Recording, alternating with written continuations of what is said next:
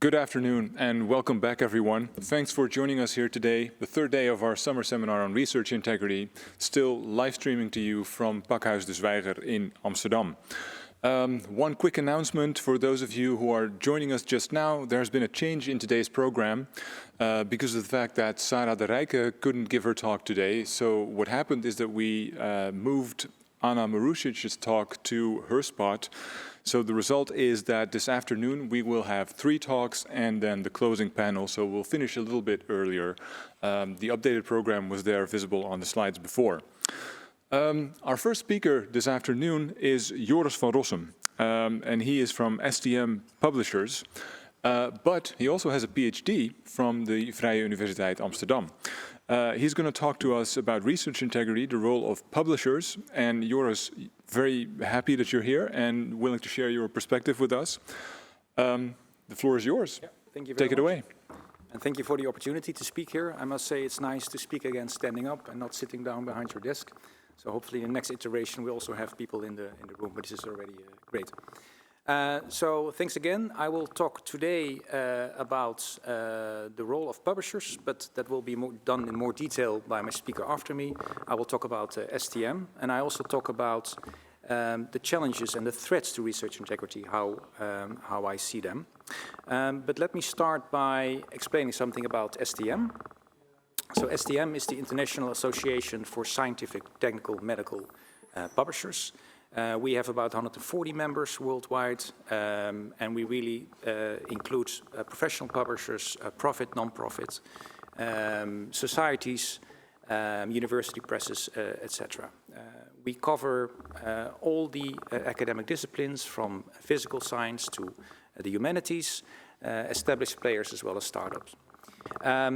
We represent about 2/3 of published content worldwide and tens of thousands of monographs.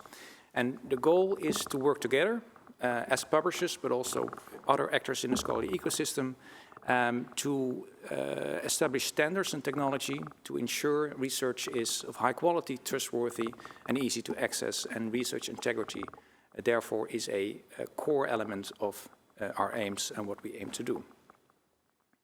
So, research integrity, we've seen several definitions of what it means. I always like to just type it in Google and see what the dictionary says.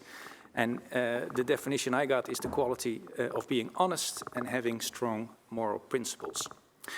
So with that in mind, I just wanted to reflect a bit on the causes for the threats to research integrity. And of course, many of these we have already seen in the last days. One is, of course, career advancement. This is the retraction leaderboard, which was also shown this morning in the presentation from Lex Bouter, showing the most notorious cases of misconduct. But of course, research integrity, as was said by Anna, is a spectrum. It's not just misconduct, it can also be sloppy science. And the cause here, of course, is that publication and citation is still the main means of researchers to get credit. So this is an important factor, and I think we talked about it extensively the last days. But there are more threats to research integrity, more causes. Another one is censorship. And it was very interesting to see in the presentation by Serge this morning that the peer review actually started as a way of censorship as a service to the king. That was new to me, to be honest, but it's in any way interesting to see that censorship has come back the last few years, to the surprise of many. And mostly, of course, we've seen that in social media, and it affects academic work as well. So below you see an example of Twitter censoring critical tweets on India's handling of the pandemic.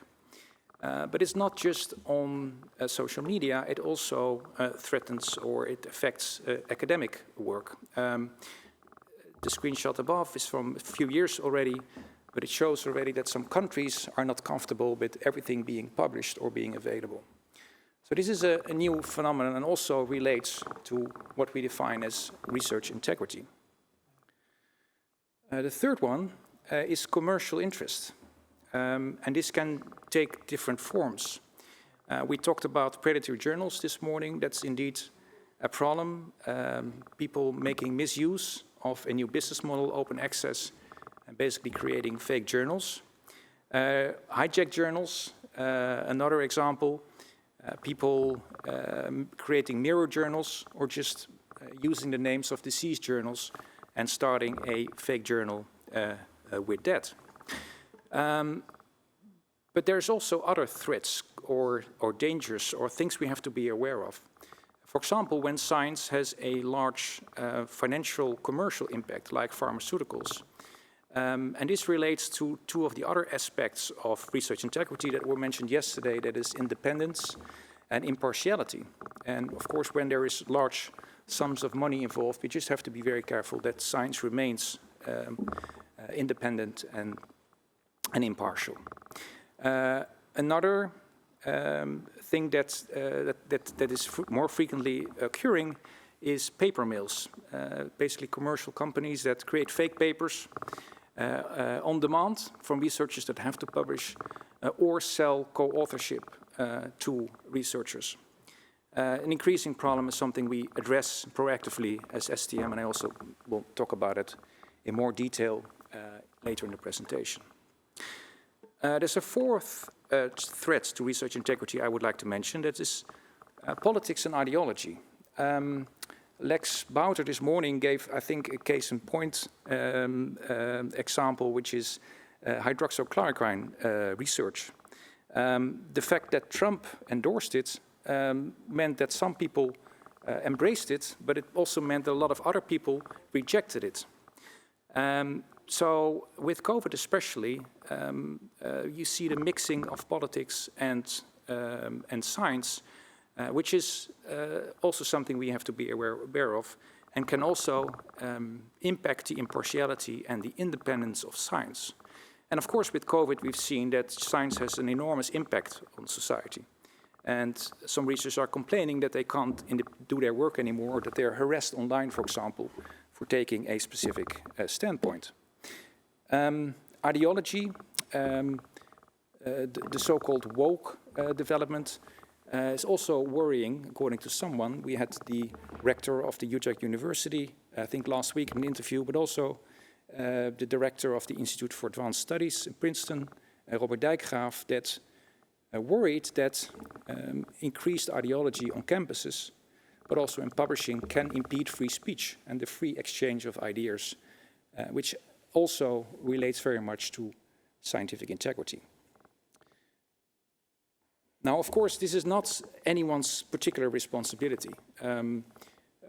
It involves researchers, institutes, governments, funders, publishers. I should also add learned societies and the media.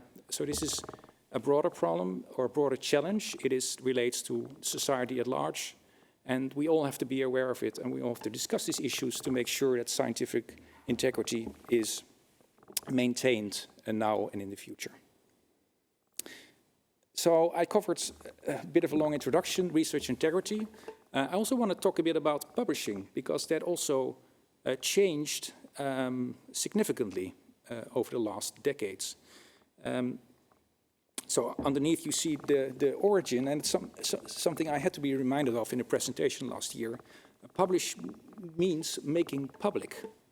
And that also, in that context, we've seen an enormous change in science and technology and medicine.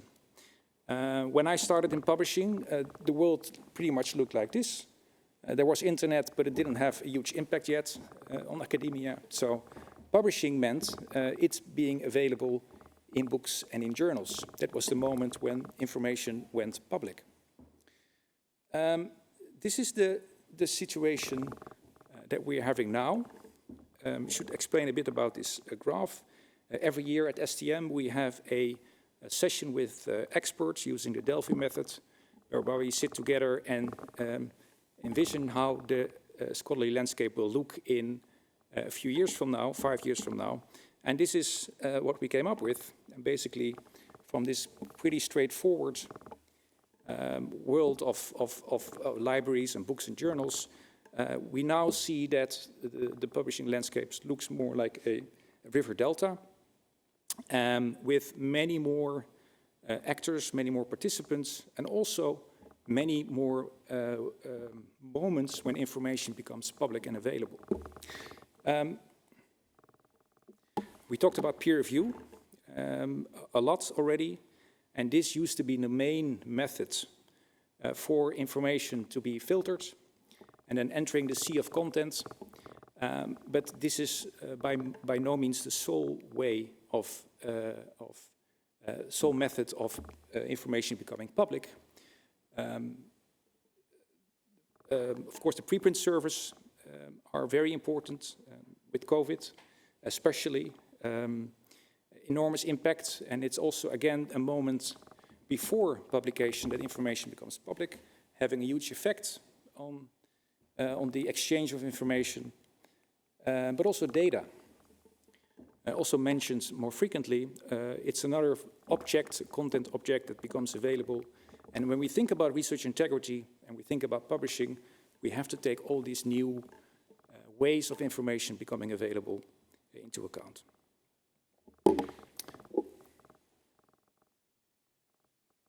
So, I want to say a few words about what the publisher's responsibility of research integrity is. I will not do that in detail.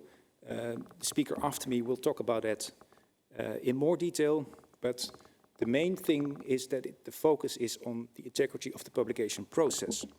So making sure the process is transparent, it's predictable, responsible, we do checks on provenance, etc. So it's not the responsibility of the output, but it's more on the process, and we work, of course, with the editors together to ensure the integrity of the publication process.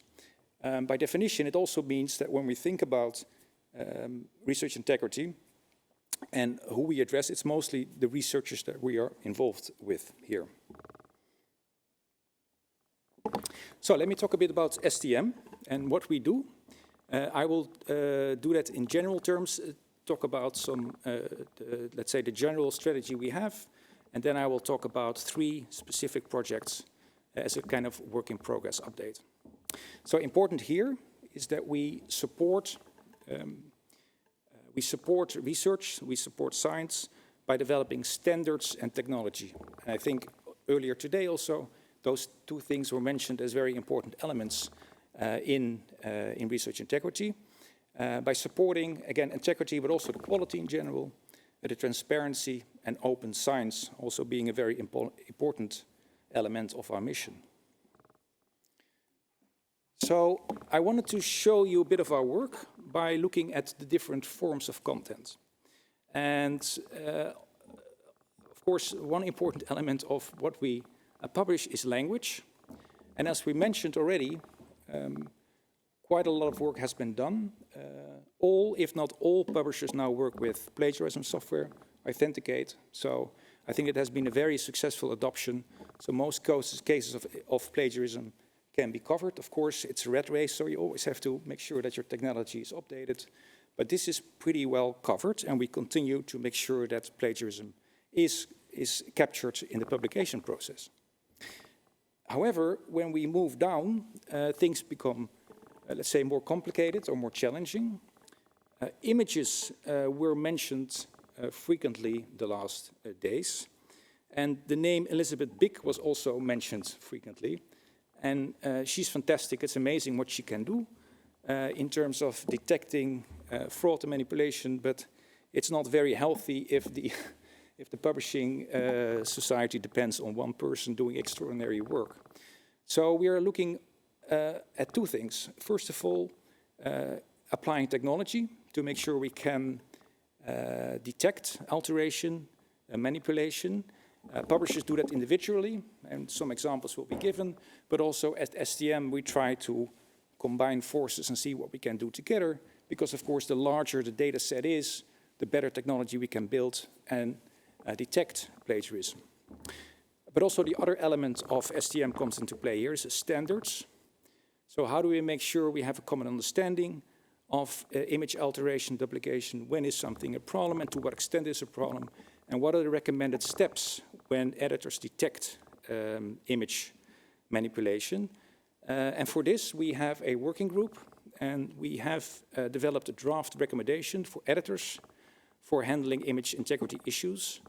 It's in draft now. It will be launched as a draft in a webinar on September 14th, and everybody is more than welcome to join. You can find more information on that on the STM website. And we would love to have input from the community in terms of our recommendations on how they can improve. Again, alongside, we're looking at technology to make sure that, that this very important element and this very threatening to an extent development, threatening not, but again, it's something we have to be aware of and we can really use technology to handle. And the third is data. Again, talking about new research outputs. And data is important as a data source in itself, data being published in repositories, but it also very much ties into the publication itself. Research data offer being the underpinning information supporting research. So for reviewers and readers in general to have access to the data is also a very important aspect of research integrity, as was also mentioned in the speaker before me. There are several things we do as STM. One is the research data program, and I have a separate slide on that to talk about that.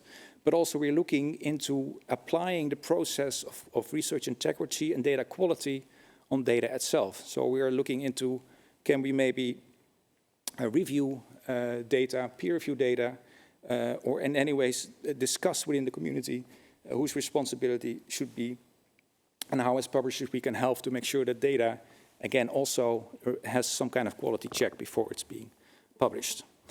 Important element here at STM, we work together, again, not just the publishers, among the publishers, but also with various other organizations.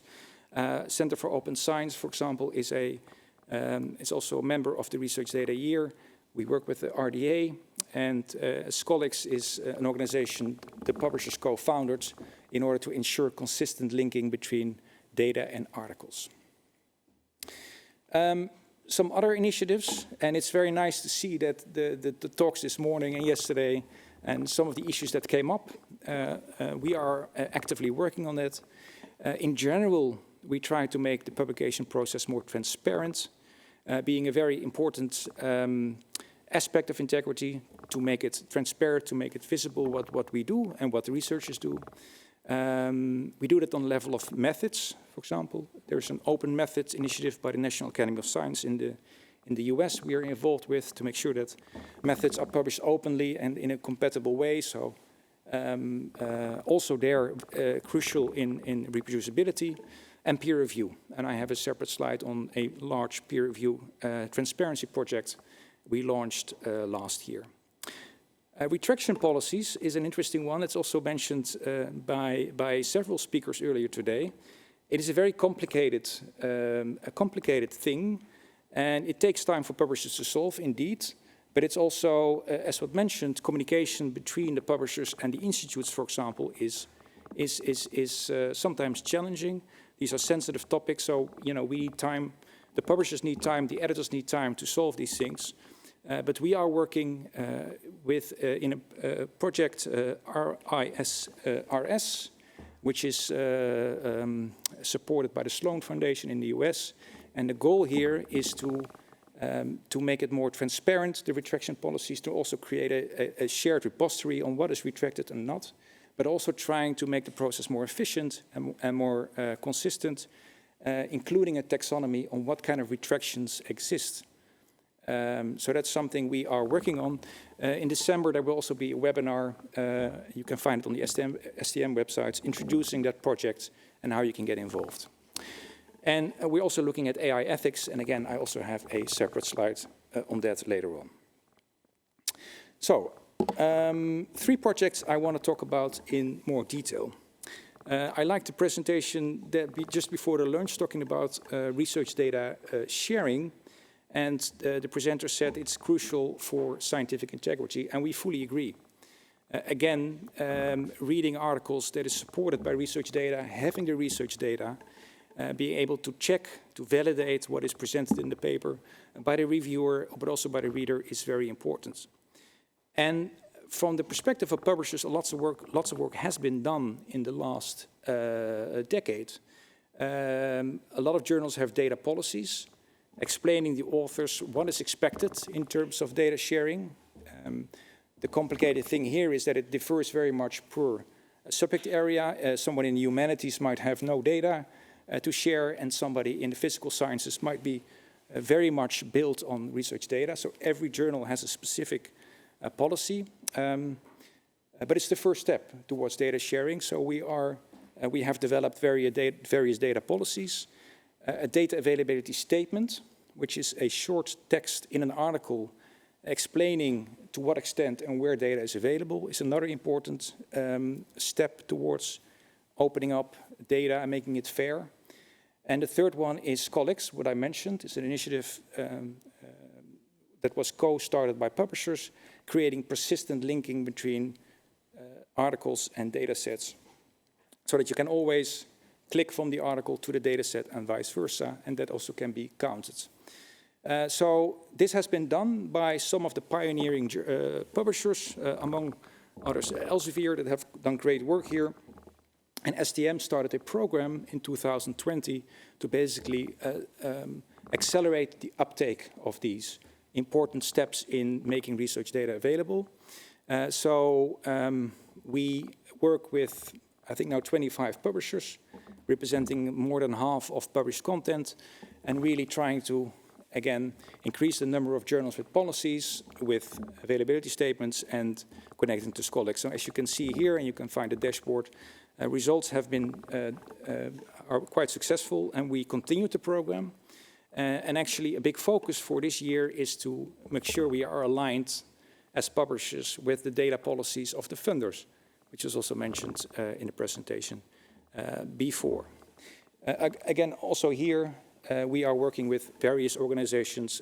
Publishers are one component in the complex research ecosystem, so any significant change will only be done by working together, and we really aim to do that. Another project I want to talk about in a bit more detail is a standard terminology for peer review. Anna mentioned in her presentation this morning that open review can mean 3 to 4 different things. Well, actually, there was an article published a few years ago that really went through the literature and tried to determine what does peer review mean, or open peer review, and he came to 122 different definitions. So the evolution of the peer review models, and indeed it's very important that we moved from the single blind review to all these different models. Again, it's very worthwhile, and every community has a need for a specific review model, but we have to adapt the language and the terminology because open review just doesn't cover anymore, leading to confusion and also the unclarity from the side of the reviewers and the readers and the researchers themselves. So we worked to a standard terminology for review. Again, one reason was to make sure that we have a consistent language when we talk about review models, but also that we aim that the journals are totally transparent about what kind of review models are being used for their journals. So when you go to a journal and you will see immediately, this is the kind of review model that I can expect when I submit my paper, which is at the moment not sufficiently done, but also on the article page. So whenever a reader reads an article, he or she will immediately see, oh, this is the review, that is the model that was used for this particular article. So that's the aim. So we launched the first version of the taxonomy in November of last year. And you can find it on OSF. It's there. Also, you have a link, and maybe you can share it in the chat afterwards. We piloted for 50 journals among 10 different publishers. So basically, all those publishers will have used this terminology on the article and on the journal level. Very happy to say that it's part of the National Institute of Standards organization, NISO. So actually this terminology we developed will become hopefully an academic standard, or at least a standard within the entire academic ecosystem. So how does it work? We have basically 4 elements so that the peer review model is described on 4 elements. The identity transparency means who sees what during the review process. So you see here single anonymized, double anonymized, triple anonymized. These were basically the single blind, double blind, triple blind. So we need some work to change that terminology because blind is pretty much used everywhere. The second element describes who the reviewer interacts with. So whether the traditional model, you see the reviewer interact with the editor, but there's also models whereby the reviewers work together, or even everyone works, everyone, even the author and the reviewer and the editor. It's more like a collaborative review. The third element describes on what is published. So this is what also traditionally is called open review, is that the editor's identities, for example, are being published. The review reports are being published. And the fourth describes another another element which was discussed also last days, open post-publication review. So whether the article is reviewed post-publication. So on the right you see 2 examples. So Journal A, it's like a traditional journal. It described according to this terminology.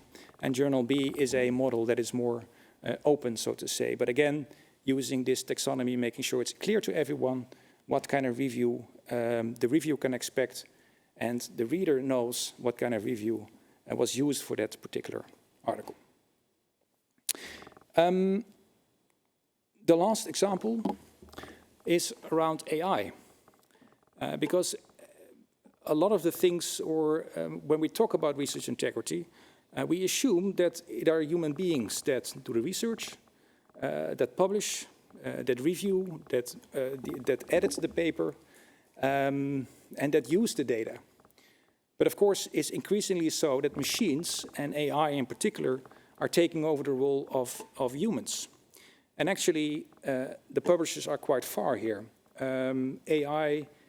Publishers deliver AI as data source, so you see that the curated information that the publishers produce is used as input data and training data for AI. A lot of tools are also, based on AI, used in the publication process. Finding reviewers, checking for integrity, checking for violations or missing elements, checking the language, bringing the article in the right publication. And AI is used by publishers to as external-facing tools. So tools are built on the content, for example, in the area of medicine and pharmaceuticals. So as AI is being used by publishers and the broader scholarly ecosystem, but also increasingly so, we want to make sure that whenever, already now, but also especially if we progress even further, that this happens in an ethical and trustworthy way, also ensuring research integrity when machines take over research. Not completely, we expect, but still probably to a larger extent. So for this reason, we had a working group consisting of representatives from various publishers working on best practice principles. So how can we make sure that when we use AI, it happens in the best possible way? You can find here the link to the documents, to the full white paper that we wrote. A few elements that are important to mention here. Transparency and accountability is crucial for science in general, but especially when you talk about AI, because it's such an opaque technology. So transparent, when publishers use AI, we have to be very transparent about the process. We have to be transparent about the technology, and we have to be transparent about the data. And we can actually reuse some of the elements that we already use in the scholar ecosystem, like review models, feedback models, etc. Privacy and security was also mentioned, an important element for integrity, but also especially when we talk about AI. And maybe as a last point, fairness, which is, I think, especially important when you consider AI. And the challenge here, of course, is that AI tends to strengthen existing patterns. And so, for example, when you come from a good institute or you come from a country that has been successful, AI will use that knowledge to predict success in the future. And this has the risk of the Matthew effect that we already had this morning, which is already something you have in human beings, but machines can actually strengthen that process. But of course, science, the real science, and the philosopher of science, Thomas Kuhn, showed us that the real innovation in science is also always the new, the unexpected. So how do we make sure that if machines take over or play an important role in science, that we don't become even more conservative than we are? So that's also an important element I particularly think we should really be aware of when we implement AI. But again, more information you can find in the white paper. So this was an overview of the role of publishers, what we try to do. I want to stress that we really want to work together with all the different actors in the ecosystem, funders, institutes, repositories, etc. Because again, any change, especially change in research integrity, is only something we can do together in collaboration. So with that, I want to end my presentation and look forward to your questions. That's fantastic, Joris. Excuse me. You've opened up a whole new world of perspectives and ideas and initiatives for me at least. So thanks so much for this. So one thing I was sort of curious about myself was to what extent are publishers collecting data on different peer review practices and their relation to things like journal impact factors, age indices, maybe retractions, and other sort of features of articles and journals. Is that happening at all? Because it would be sort of interesting to find out, perhaps in an evidence-based way, what sort of peer review systems produce the best science. I mean, maybe there's all sorts of qualifications you can make, but anyway. Yeah, it's a very good question. I actually, I worked for Elsevier.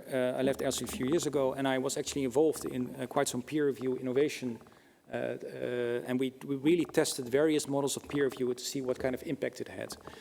I think the most important thing here is that there is not one model that is ideal. It really depends on the kind of community you have and the field of research you have.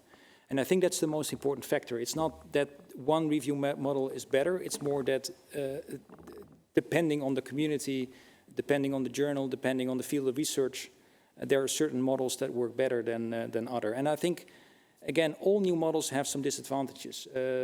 Transparency is good. Openness is very good, of course. But when you have a totally open model, it can be, of course, that prejudices can play a role. Sure. So, yeah, I think flexibility here is key. Yeah, I mean, you're probably right. There is no silver bullet that's going to... Yeah, that's the word I look for. Yeah. Okay, well, there you go. All right, so there's a question from the audience, Silvik Dasgupta, and it's on sharing of data. So he points out that often in medical research or other research on human subjects, we're dealing with sort of privacy concerns, right? Yes. And people sign informed consent declarations. But anyway, so how do publishers deal with sharing that sort of data? What are sort of best practices, policies, and so on?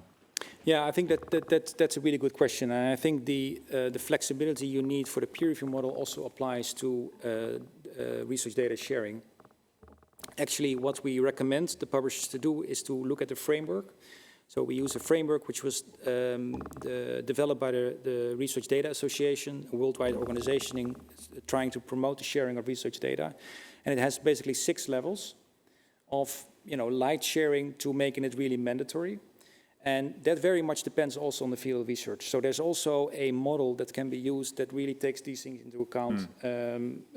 Privacy, for example, especially for so there's a specific model we recommend for medical journals. Right, and so in particular, so there's sort of a follow-up here that I forgot to mention before. Often, of course, they use anonymized data. Is it? I mean, do you think it's acceptable if that sort of data, anonymized data, is made public, or are there cases in which even that would still be a breach of informed consent declarations? I think in general, so at STM, we don't necessarily make the policy itself. We just make sure that the policies that are developed by the editors, by the journals, we recommend implementing them. Yeah. And I think for all different practices, cases, areas, there is a specific model. But we definitely wouldn't want data to be shared that was not considered to be shareable before. Yeah. Sure, yeah, that Privacy makes is sense. key.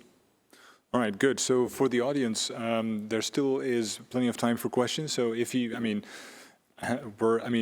so to be sort of completely transparent about this, as researchers, we're often complaining about publishers. So this is your opportunity to, ask your burning questions to publishers. I think yours will be happy to try and answer them. I think. So here's something else. I was wondering about these plagiarism checks, but in particular the sort of manipulated image checking. I would think that that's something that you can do better or quicker using AI and other sorts of automated tools. I assume a lot of that is already happening, but can you say a little bit more on developments in that area? Yeah, absolutely. I think that there are already companies and there are research institutes focusing on this, so we don't have to depend on the editors and reviewers and Elizabeth Big anymore. Exactly. It's still in development, so we really have to monitor what tools work best. Various publishers experiment with various companies.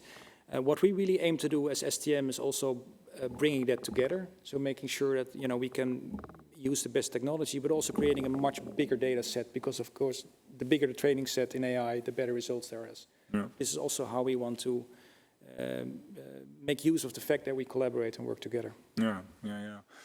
So something that came up earlier today too was the worry that it would be important for different journals to sort of trace the peer review process that has gone on at earlier journals in order to catch people who are sort of manipulating their manuscripts or sort of cleverly trying to get into another journal. Is that something that's on your radar as publishers? Yeah, that's a very, very good question, but also a very difficult question. The principle of scientific publishing also means that you get a second chance.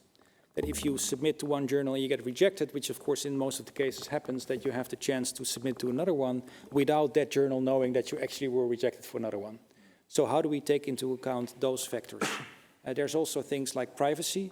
So that's something we're constantly struggling with.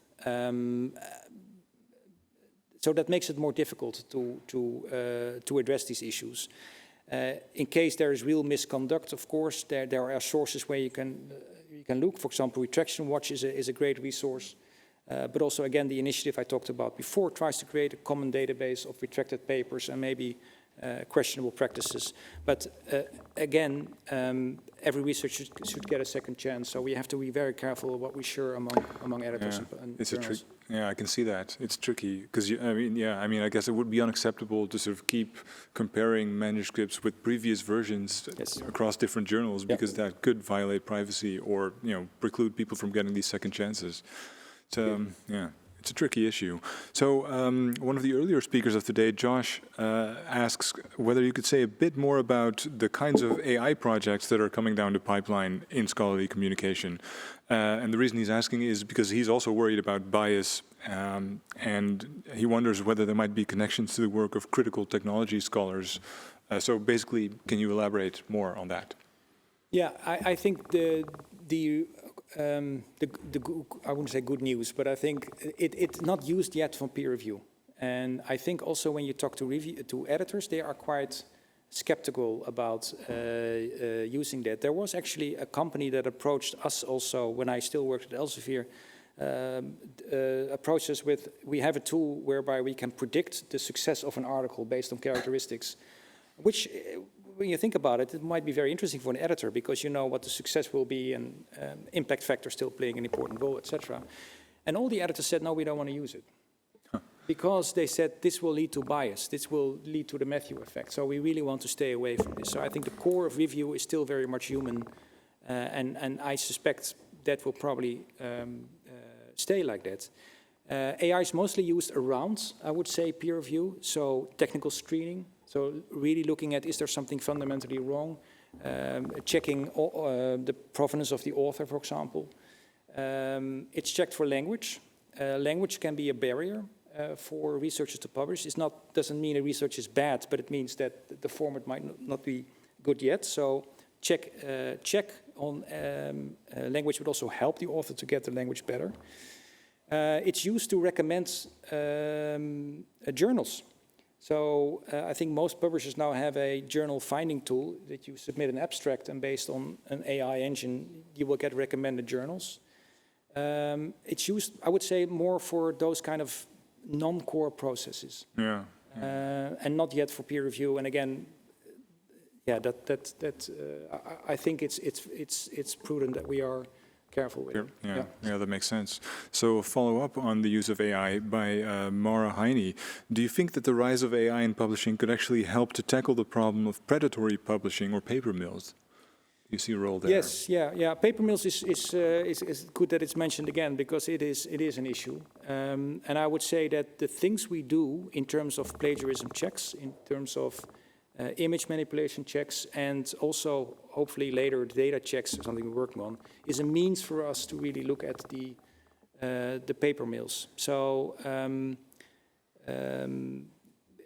we have to do it indirectly, but these are often good clues to see whether something really systemic is going on in the background, or whether it's just one individual. But also authorship.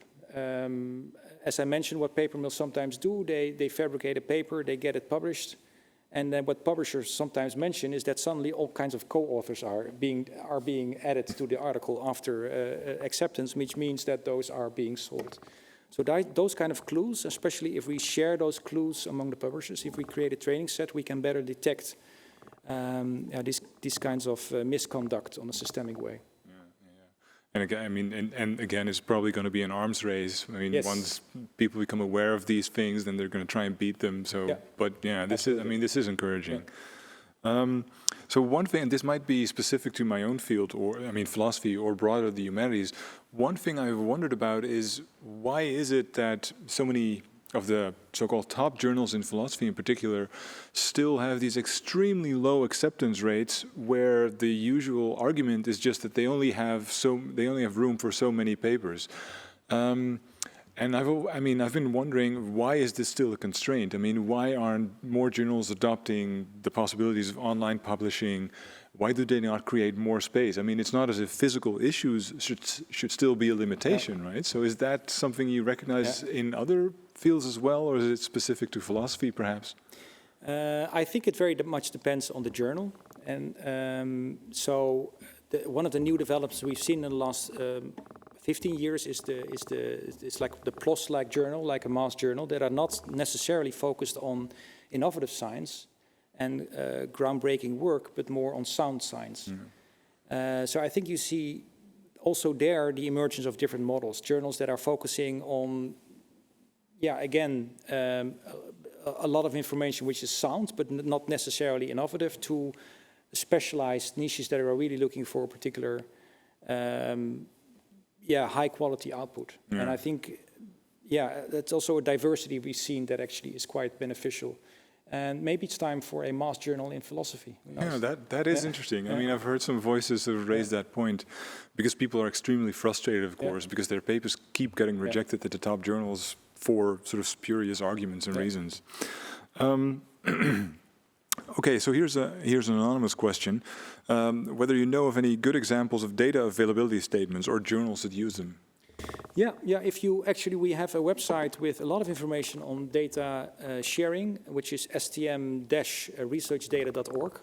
And we have a lot of information on the right data policies, how to implement Scholix, how to develop your data availability statement. So I would recommend going there. And if you can't get the answer there, then please contact me. And better even to join the Research Data program if you are a publisher, because we have an active group of publishers that work together to implement these things. All right, there you go, an open invitation, thanks. So a question from Iris, our moderator. So she mentions that early on in your talk, you talked about how research and science is sort of increasingly polarized and affected by ideology. And that's, I mean, it could pose a threat to research integrity. Do you see a role for journals in sort of maybe, I don't know, sort of, I mean, solving that is too much, obviously, but sort of helping to sort out the issue with polarization and maybe making things a little less polarized? Yeah, I think I think it's responsibility for all of us. It's also something we have to decide as a community which direction we want to go to. And the good thing is there's a lot of diversity. So there are thousands, 15,000 journals. I mean, it depends on how you define the word journal, but there are many, many journals. So the good thing is that you still have, even if one particular journal does not want to publish your particular research because of political reasons, there are many other outlets. I think it's more a question of starting the conversation and determining as a community whether this is a challenge, and if so, to solve it. But it will depend on, I think, everyone engaged here, being engaged. So I wonder whether simply sort of opening up the black box of academic publishing is something that journals could be helpful in, because, I mean, for a lot of people, I guess it's just sort of unclear why these scientific journals are supposed to contain these, super reliable, important claims, and just sort of explaining how the system works could be something that helps a little bit. Absolutely, there are two things. I think being transparent about the process. So what we try to do with research data, what we try to do with the peer review process, but also explaining how science works. That if you publish something, it doesn't mean it is true with the small t and a large t. It means that it was validated by a group and it's now ready to be brought in a specific academic community where it's taken up. But it doesn't mean it's true. If you're never cited, it probably means something is wrong with it. So it is just one step in the whole complex validation process that science is. So that's also something I think we have to stress and explain to the public how the process works, which is more messy than some people think, and we perhaps want it to be. Well, that's certainly true. Yeah. All right, so that brings us to the end of this session. Joris, thanks so much. We really appreciate you being here and sharing your perspectives from the from STM, the Association of Publishers, with us. We'll see you again during the panel discussion. Thanks. So let me introduce the next speaker. She's Catriona Fennell from Elsevier. A well-known scientific publisher, obviously. And she's going to talk about research integrity in the spotlight, a publisher's perspective, and she will tell you more about her own role herself. Thanks a lot, Jurian. It's a pleasure to be here today. I know it's the end of 3 days, so congratulations if you're still here at the end on a Friday. Normally at this part of the conference would be around the time that people would start going on boat trips after lunch on the third day. So thank you very much if you're still with us. Just to explain, I'll first put a little bit of context on Elsevier, which helps me also a little bit to explain my role within Elsevier. So you probably have heard of Elsevier because we're quite big. So the purpose of this slide is not to sort of tell you that we're big, because that's sort of obvious, but just to put it in context. We publish about 2,700 journals. We don't own all those journals. About 600 of them are owned by learned societies who we partner with very closely. We publish at the moment around 600,000 papers per year. We receive about, it's changing every day, but I think it's about 2.6 million submissions per year. And we have historically published about 16 million articles, so going back nearly 200 years. And that means that we work with editors across all subject areas from all countries, with all different levels of experience around research integrity. And they're supported by about 250 publishers. And of course, we publish in most domains of research. I would say we're probably, our weakest area is probably humanities. We're probably stronger in science, technology, and medicine. So that gives you also a bit of context of the type of maybe ethical issues that we tend to see. So just to explain my role in this context, I work within the journals part of Elsevier, but I also, of course, collaborate with colleagues in other divisions like Scopus and data science and so on, which all have connections with research integrity. And I'm basically responsible for three things. The first area are our policies on research integrity or publishing ethics. I'll come back to that in a sec. And those are overall policies. So as you can imagine, when you have so many journals, also so many different subject areas, it can be difficult to come up with policies that make sense overall. There's a huge variation sometimes between subject areas.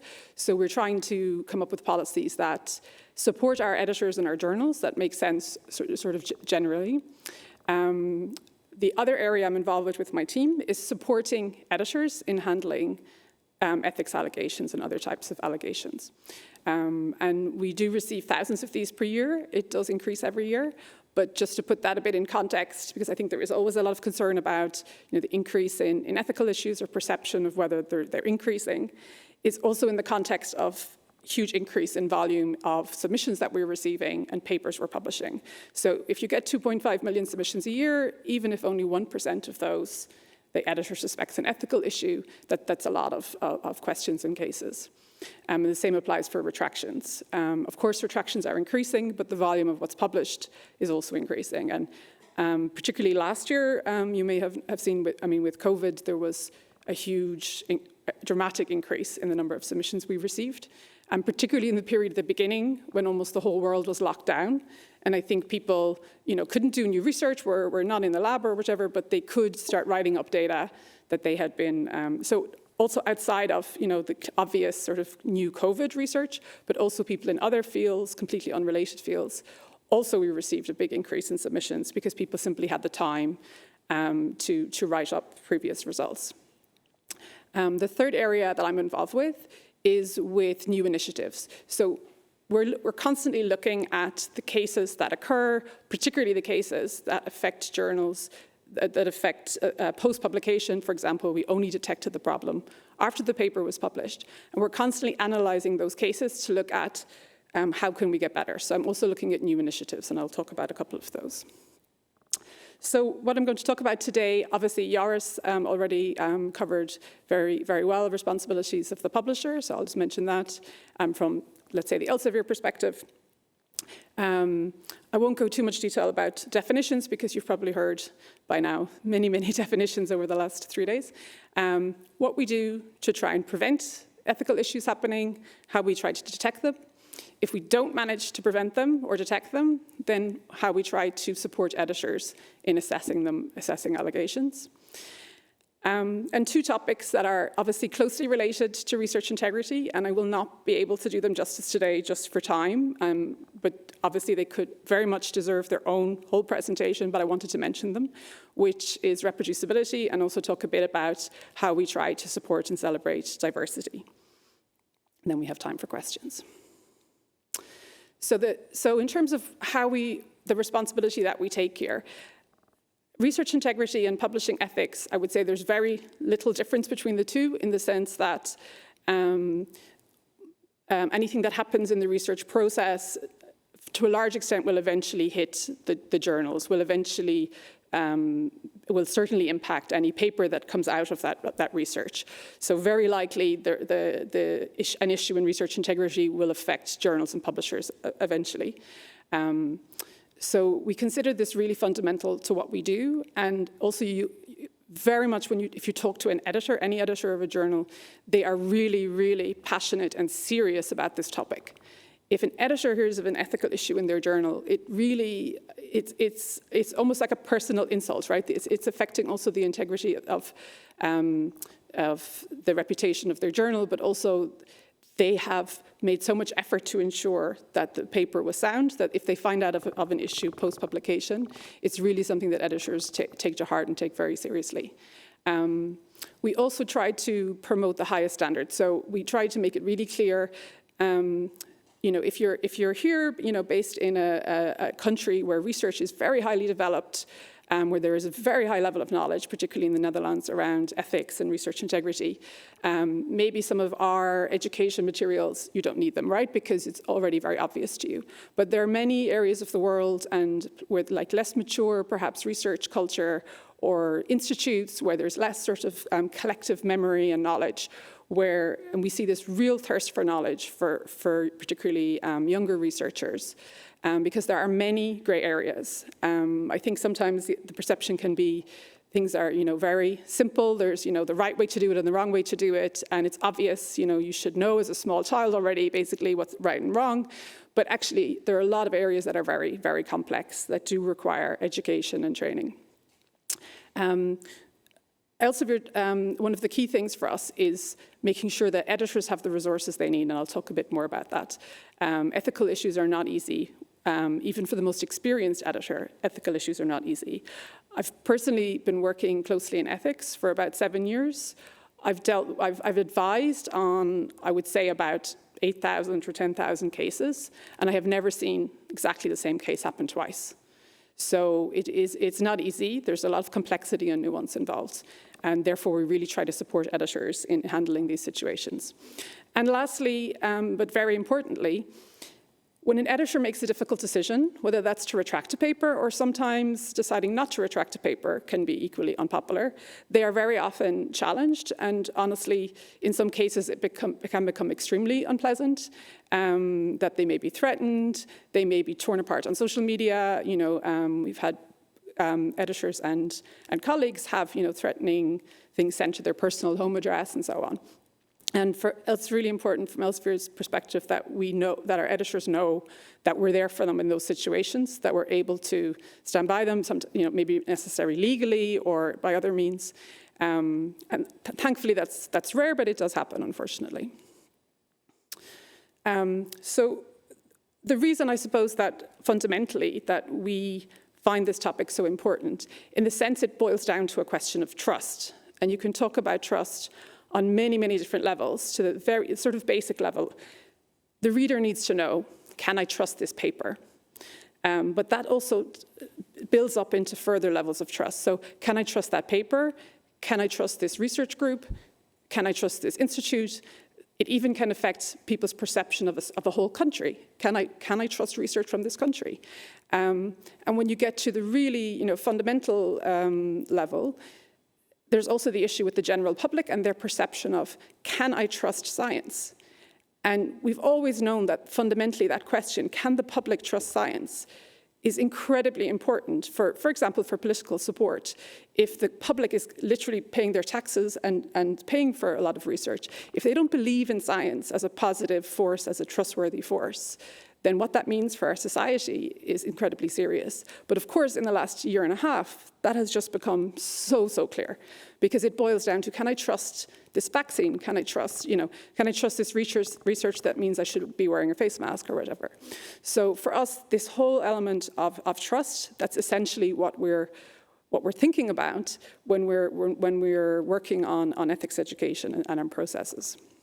This is a study on researchers in asking them, do they trust research outputs? And what are the elements that would create doubt about research outputs? And I'm going to talk about a couple of these, so just to mention, particularly some of the things like manipulated images, lack of transparent declarations, for example. It's slightly frightening. You could say that the percentage is so high, but on the other hand, I would say it's a kind of a standard element of a scientist or a researcher to be doubtful, right, and to question things. So I also find it actually healthy and normal that, like, people, just because something is published somewhere doesn't mean that it can be trusted. I think that's also a fairly healthy level of skepticism, let's say. So I won't go into too much the definition of research integrity, because, of course, you can take it in different ways, right? You can take research integrity as just the absence of misconduct, or you can take it much wider and start including things like questionable research practice, lack of reproducibility. And I don't have a very strong personal feeling over where you put the line. The one thing I do find important is that when we talk about, for example, reproducibility, that we don't have a stigma attached, right? That it doesn't become a perception, your paper couldn't be reproduced, therefore you must have done something unethical. Whereas, of course, it's far more likely it's for completely innocent reasons. So we try to be careful in our language and how we talk about these things also to avoid that we have unnecessary stigma. The falsification, fabrication, plagiarism is a kind of that classic definition from the National Institute of Health, of course. Personally, I sort of tend to include peer review manipulation in there because I tend to think of that as equally as serious or almost as serious as those three. And of course, many people believe that, these things that sort of typically may lead to retraction. I think to retractions, maybe only the ones that people sort of pay attention to and that Retraction Watch cover, but that the more serious issues may be more common and may have a bigger impact overall. So just to talk a little bit what we do in terms of education and prevention. As I said, since I've been working in this area, I found it really gratifying to see the level of the kind of thirst for knowledge that you see from researchers, especially younger researchers. And I would say particularly from regions of the world where maybe there's less institutional knowledge there. And we get if we do a webinar on this topic, we get hundreds and hundreds of questions. And they're not basic questions, they're nuanced, complex questions, because that's the sort of area we're in. The other area we see a lot of confusion on is around the whole question of predatory journals. How do you know the difference between a predatory journal and a trustworthy journal? And we've created some educational materials on that. We also, along with our editors, normally physically, but not so much recently, have about 500 workshops per year at different institutes. Actually, I think now it's in the thousands, because now it's online, we can actually do more. But it's fantastic also for our colleagues and editors to have that direct contact and to hear questions directly from people. We try to be super clear about our policies, and this is an aspect that you hear a lot about, of course, there's different words for them, the prestige journals, the glamour journals, whatever you want to call them. And I can completely understand why people have concerns about the risk of people trying to compete to get into these top journals. But I would say that one of the really positive aspects of the prestige journals, and this has particularly, I think, been the case in medicine historically, is that when they bring in standards, that becomes the gold standard. So, for example, the International Council of Medical Journal Editors, with like the Lancet, JAMA, New England Journal of Medicine, a lot of the policies that are now totally normal, like requirement for patient consent, requirement for really good declaration of interest, those came from those top journals. No one was doing it 20 years ago, and then the top journals do it, and it becomes a norm, and then the other journals follow, and the standard gets raised for everyone. One of these areas that we've particularly been active in Elsevier is increasing transparency in declaring potential competing interests. Again, this was very much, I think, perception would be this is a medical thing. This is something that has been standard in medicine, thanks to the ICMJE, for quite a while. However, we have really started introducing it across all subject areas. And that's because we see these potential issues coming up everywhere. So, for example, a paper on, there may be a paper that's sponsored by a group that is quite a conservative, very pro-traditional families group that might influence the type of research that's published in the humanities. You could see papers around climate change, for example. We've seen some issues with, for example, papers about the impact of electric cars versus traditional cars. If there's a commercial interest there, that may influence the paper or the perception of the paper. So we're really making this standard across all our journals. We've also built a tool to sort of guide authors through this, because we find this is not, again, there's a lot of gray areas. This isn't so easy. And particularly researchers outside of medicine, this is new. So we guide them through the process sort of step by step. In a similar vein, in terms of also transparency, we have been involved with, and this is a collaboration, so because sometimes people think this is not an Elsevier thing, it's very much collaboration between different researchers, funders, and publishers, called Credit, which is a new standard for authorship. And what it does is it simply tries to make people's contributions more transparent. It's simple. It's a taxonomy of 14 types of contributions. We generally don't dictate too much which, from the Elsevier side, which contributions you need to be an author. We leave that at the journal level that the editor can decide, because it varies, again, per subject area. So, for example, if you work in high energy physics in CERN, you may well be one of 3,000 authors. But you may well have made a contribution that took you a year of full-time work, and you had a really important contribution that required a lot of effort and intellectual contribution, but you're one of 3,000, right? Whereas that same author, that same contribution would not meet the criteria in medicine, for example, where there's tends to be a different standard for authorship. When we started this around, one of our groups, Cell Press, started this around 2015, and it was really new. Authors really were not familiar with it. By now, we have 1,200 journals mandating it, and we find that more and more authors find it very easy. We have very positive feedback about it.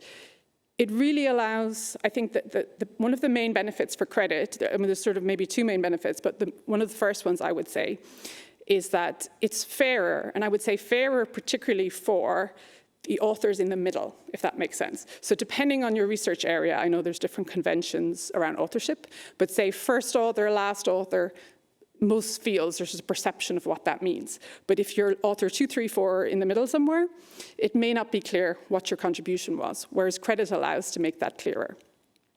The other benefit we really see is helping to prevent authorship disputes.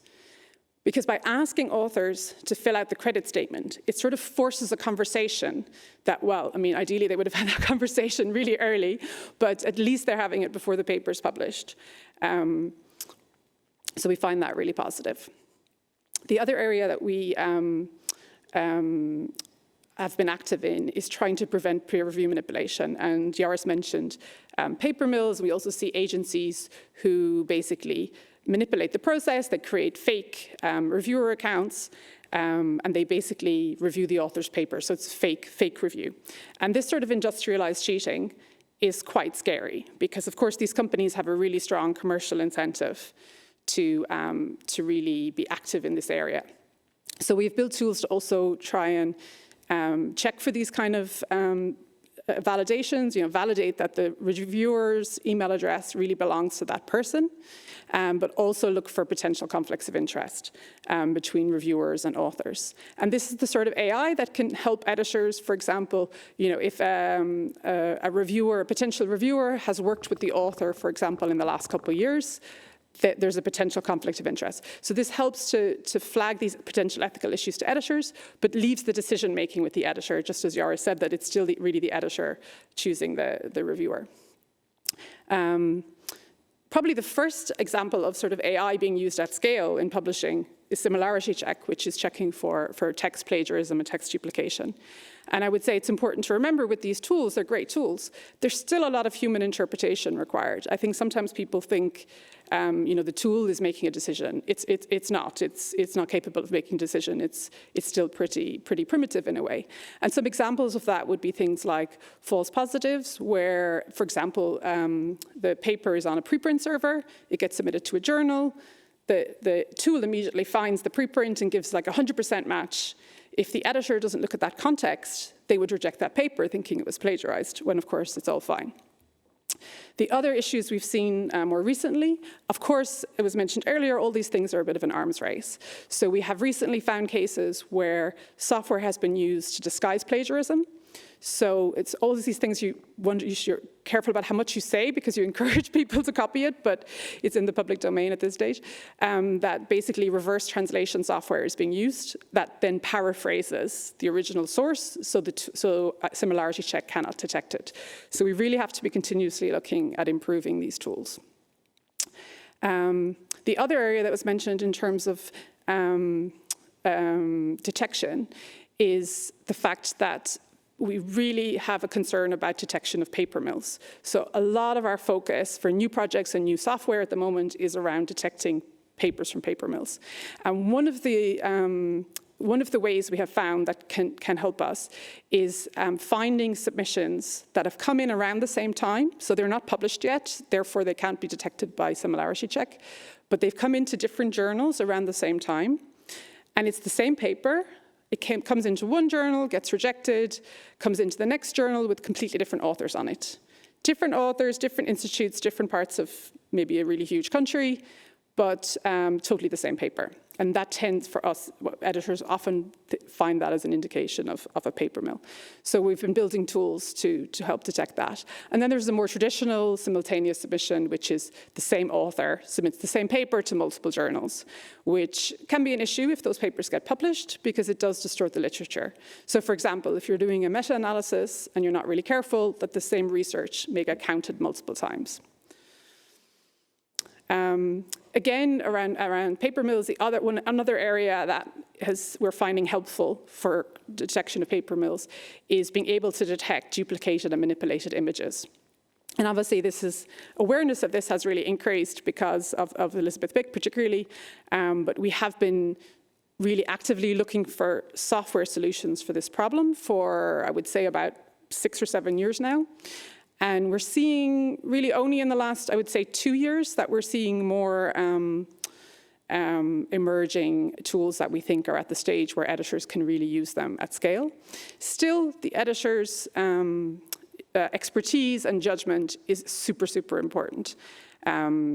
So again, the potential for AI here to support the process is fantastic. On the other hand, the humans really need to be in command.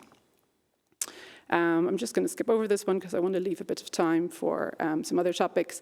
There really is an explosion of these tools, and Chris is speaking later, who's closely involved with StatCheck, a tool which helps to check for statistical errors, particularly in psychology. The other image is from a tool called Penelope. And what Penelope does is really support particularly medical journals with checking for these core ethics statements we talked about earlier, like is there a patient consent statement? Is there ethics approval? Is there a competing interest statement? And you can see the volume, of how many checks are being done. And manually, if you're checking a medical paper, there's a huge amount of checks that need to be done. So software can really support that. So if we're not successful in prevention or detection, then we get to the stage where we have an allegation about a paper that's already been published.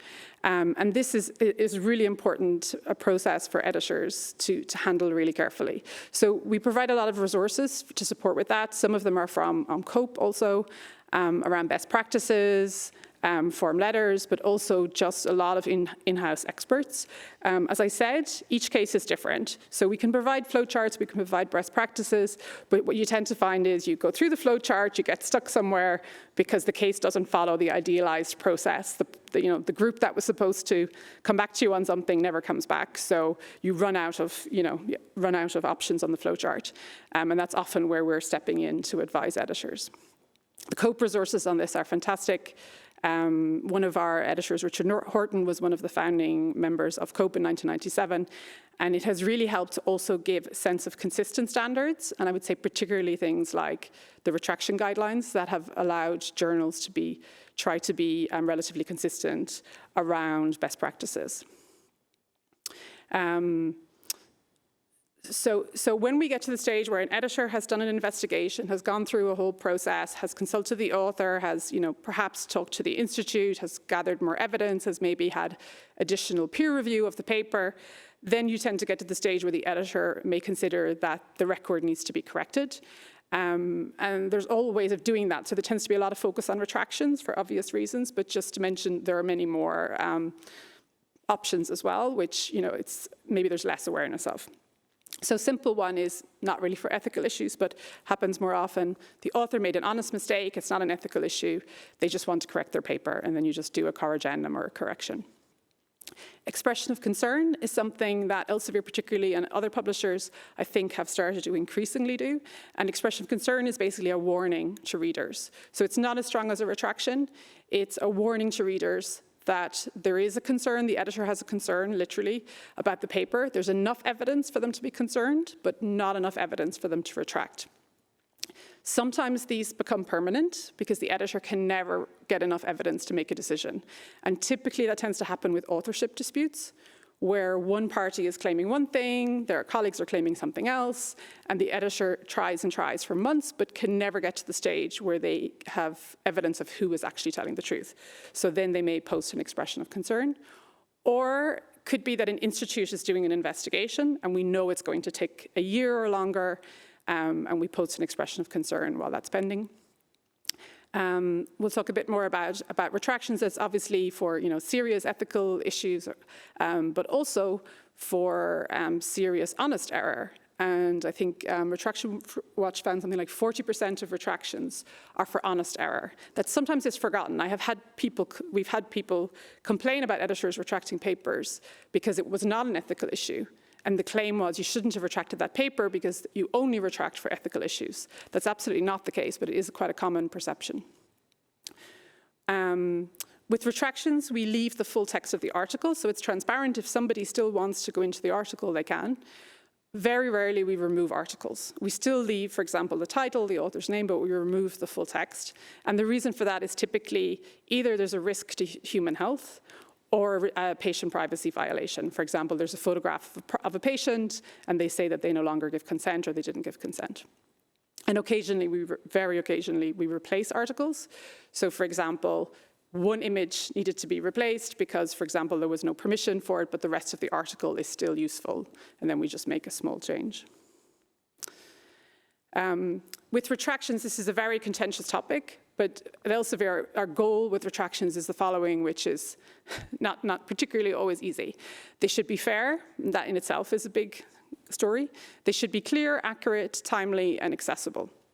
And just on accessible, very basic thing, but all of our retractions, regardless of whether they were originally subscription or open access, but once they're retracted, they all become freely available. So there's ultimate transparency. And you can see the big red watermark. That does not go down well with authors. Authors who have their papers retracted don't like it, but we strongly feel that the reader should immediately know the paper's retracted. There should be no ambiguity. So these are some of the dilemmas. I know there was some discussion earlier, journals take too long to retract.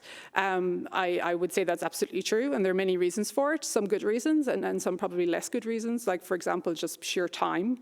Ethics cases do take a tremendous amount of time. It's not unusual for cases to take hundreds and hundreds of hours and months and sometimes even years to handle. Something to maybe bear in mind is that retractions are quite rare. About 1 in 5,000 papers gets retracted. So unless you're on average, if you're an editor who's handled less than 5,000 papers, you probably have never retracted a paper. Most editors who I talk to about retractions have never done it before. It's their first time, and it's not easy. So that's where Elsevier can come in, because we do have a huge amount of experience with this just because of our size. We can help with best practice. One of the most important things the editor is trying to do with the retraction and the retraction notice is make sure it's fair. It's fair to authors, because obviously it has a huge impact on them. But equally importantly, or maybe even more importantly, it's fair to readers. And that means that the process should be fair, the author should be given a chance to explain themselves, but also the notice that the reader's going to see should be informative and timely. These things are not always clear. There's often many questions around the role of different authors, who did what. Sometimes the editor is not sure that they're being told the truth. So for example, author approaches the journal and asks to retract the paper for a reason, very vague reason. That doesn't really make any sense. Should we retract the paper? Because the author has told us the paper should be retracted, but the reason makes no sense. Or should we investigate further? What is the real reason? For example, we saw last year with the famous tadpole paper mill case from Jennifer Byrne and Elizabeth Bick and others, that there was around the same time that we were retracting and assessing those papers, we received a lot of these very vague requests for retractions, and the papers fit kind of a similar profile, let's say, to the paper mill cases, but we had no evidence of them being part of paper mills. The authors were voluntarily asking us to retract with incredibly vague reasons. We suspected in some cases that actually the paper may have come from a paper mill. The author was expecting they were going to get caught, but they wanted to get ahead of it and get a nice neutral retraction notice rather than the one they would get once we realized it was from a paper mill. So what do we do in those situations? When we cannot get to the bottom of something, we don't have proof. Do we delay the retraction, going back and forth with the author, trying to get to the truth? Or do we go ahead with the retraction, so it's timely, but then the notice is probably not informative or useful? So these are not always easy issues. We also have to obviously look at things like libel. Is there really evidence to support the claim? And on a very basic level, retractions, because they can have such a serious impact on people's careers, they can lead, there can be circumstances where incredibly tragic things happen, like people committing suicide. So we also have that in the back of our minds. What is the consequence for this? So, Sarah Ewing, can you tell me how I'm doing for time? Well, So officially you're out of time, but okay. If you want to finish, maybe. Is that okay? I'll just give a quick overview, because I feel like if I don't mention reproducibility and diversity, it's an omission, but I obviously there isn't time to go into the details. There you go. So just to mention it, to show that, of course, also these are very closely related topics, and Joris also talked about a lot around research data. Basically, what we try to look at from Elsevier's perspective in reproducibility is we're trying to provide incentives to authors to follow good practice, encouraging sharing data, encouraging transparency in methods, trying to validate reproducibility during peer review, and improving rigor in statistics. And maybe the one that I wanted to particularly mention, because I think there's always a lot of talk about research data and do you mandate it, do you encourage it, and so on. This is a very simple change that we made, which was we just made it really easy for authors to share data as part of the submission process. So we integrated it into the submission process. We didn't mandate it, we just made it easy. And less effort and just convenient, let's put it that way. And then we saw this really major increase in the level of data sharing by just simply making it easy. And I think that can show the power of also where publishers can encourage best practice. I think in the future we'll be moving towards mandating, and some journals are already doing that. I'll skip over this. I just want to quickly mention diversity because obviously it's a very close link with research integrity. This is an area where Elsevier has, in the past, I think we've been probably particularly strong focused on gender equity. And now, of course, we're broadening this out and trying to look more broadly at diversity, which includes having an external advisory board that helps us. So I just want to mention a couple of initiatives. This is a recent one. Also, of course, many other publishers have done this along with the COPE recommendations, to make sure that if an author really needs an author name change that needs to be invisible, that the publisher will easily enable that. Make it also respecting their privacy, not requiring lots of hoops, make it comprehensive. And this is something that we have found, I found it really quite amazing, the level to which the authors have appreciated this. I mean, it took us some time to figure out the logistics, but actually, for a relatively small thing, the level to which it's clear that this is important to authors is just super, super clear from every author that we've dealt with. Also improving our policies around how sex and gender are reported in papers and ensuring that, for example, that female animals or women are not left completely out of medical research. We also are active in trying to improve diversity within peer review. And very importantly, because here we do have quite a bit of influence, is promoting gender diversity in our editorial boards. I have to admit, I'm an absolute feminist, and I worked in publishing for years, and went to many, many, many board meetings where there were 100% men on the board, and I was the only woman, and I never noticed. And I think that's something several years ago we started to collectively sort of open our eyes and realize that we were, without meaning to, we were actually continuing this history, and there were opportunities for us to change it. And as soon as you start becoming aware, that was just a huge factor for many of our staff and also our editors. It's something we've been influencing and also being transparent about. So now if you go to a journal homepage for Elsevier, you can see the diversity of the editorial board. We're open about it, and we're actively trying to improve it. Thank you very much. Thank you. Thank you so much for sharing all of this with us. This was immensely informative.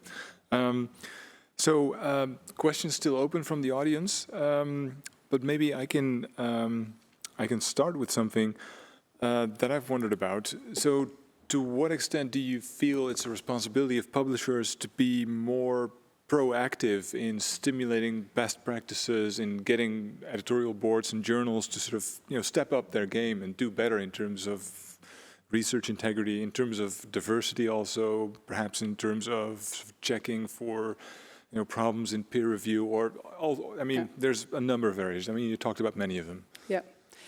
We feel a huge responsibility in that area, and I would say the way that we work with editors, it can work in both directions. So sometimes, and I think would say this particularly, for example, maybe with medicine and maybe more so with medical societies, that they're at the forefront and they are coming to us and saying, hey, are you aware that there's this issue, this ethical issue that maybe Elsevier wasn't aware of, but that they're really at the forefront, and then we discuss with them and we say, yeah, okay, this actually really is an issue. And then we can spread that standard from that really prestigious society or medical society journal to many hundreds and hundreds of our other journals. And And then what may happen is some of those other journals, they've never heard of this issue, they've never encountered it, they don't have the same resources maybe as the Society Journal, and they need more encouragement or they need more support. Also between subject areas. So you can share best practices between subject areas. And that's something by the fact that we publish in so many different topics. Sometimes we have that overview that maybe the editors themselves just don't have. So when in normal circumstances, we have editors summits where we bring our editors together, and they're usually from different subject areas. And we always have the feedback that they learn so much by hearing about things that are happening in other fields. Yeah, I'm sure. So no, we feel a huge, I mean, I would say another good example is research data.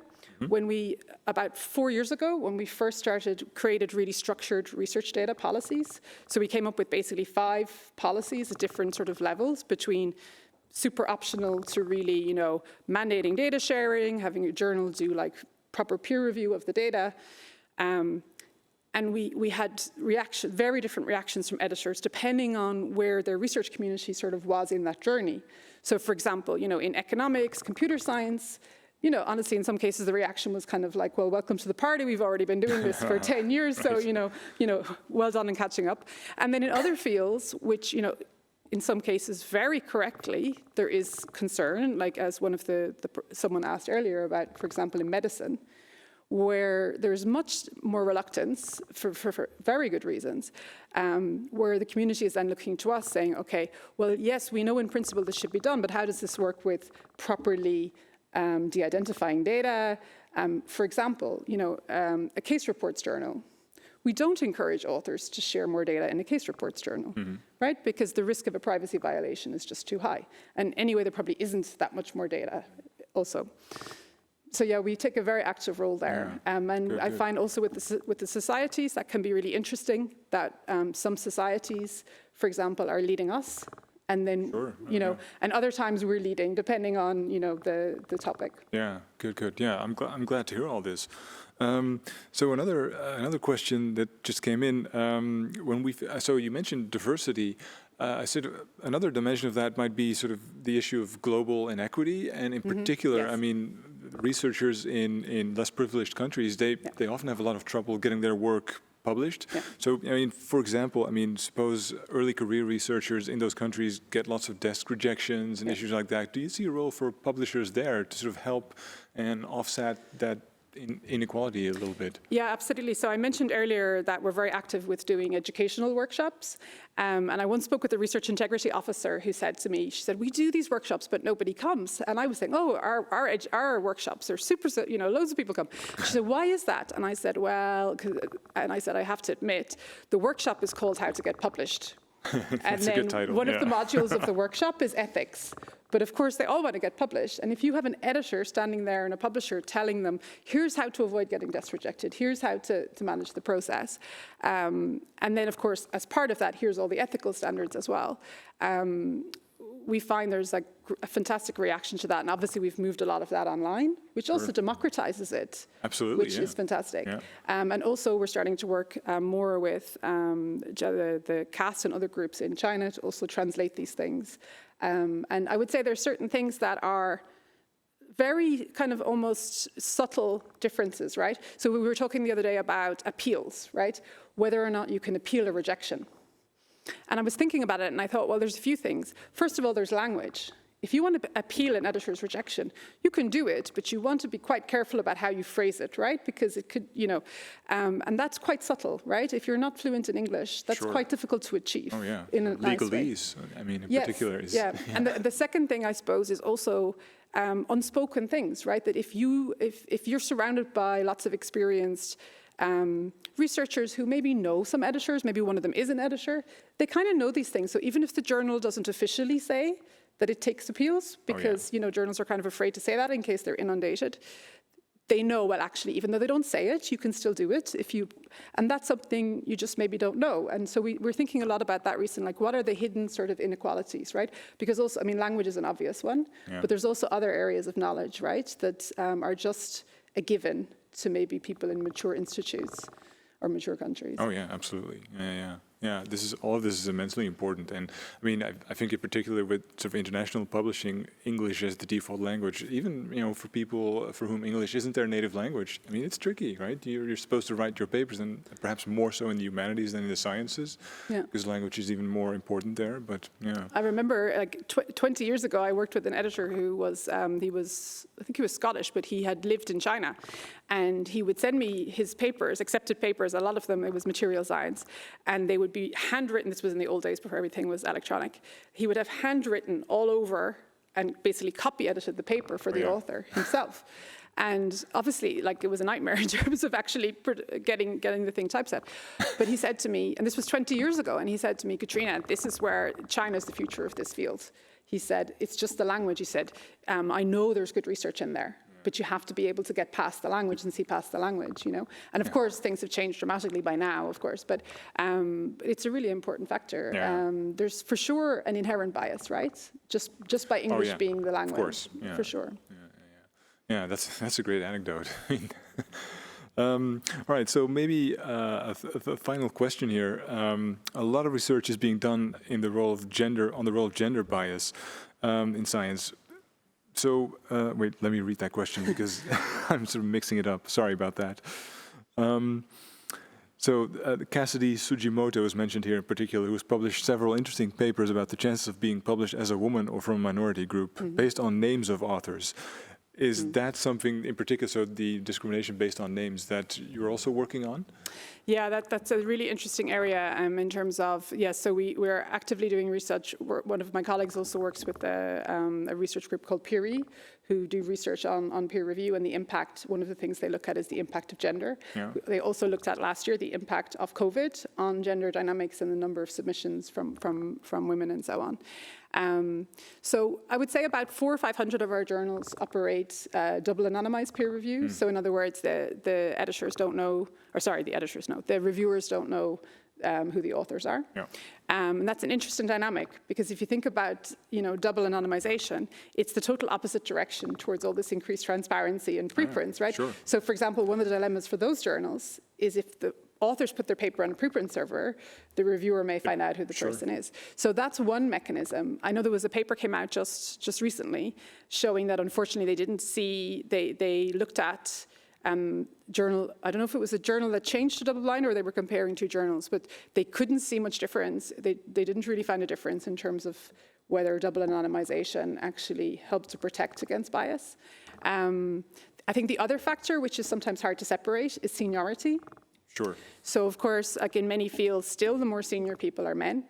And we're talking about AI. We had, for example, something we were looking at in terms of giving editors background information about authors.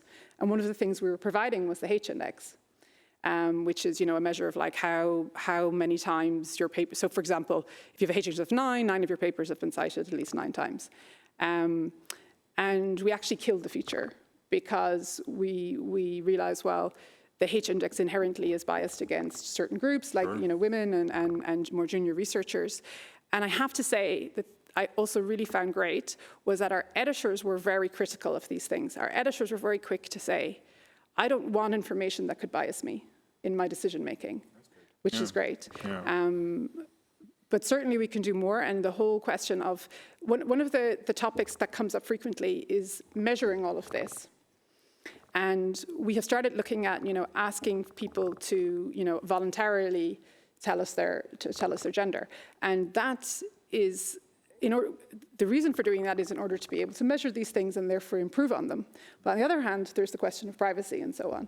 So, and even more complicated when you start talking about ethnicity, for example. Yeah, sure. So these are real dilemmas, right? You may have the best intentions, but you also have to look at, privacy and. Yeah. Absolutely so, for example, true. We have to ensure that we have this information that it's not visible to editors, for example. Yeah. Good. All right, so I'm afraid we've run out of time for this session. So thanks so much for giving us a behind-the-scenes look at Elsevier, and it's really amazing work that you're doing. So we're breaking for coffee, but not before we thank our speaker, Catriona. So virtual applause. Thanks.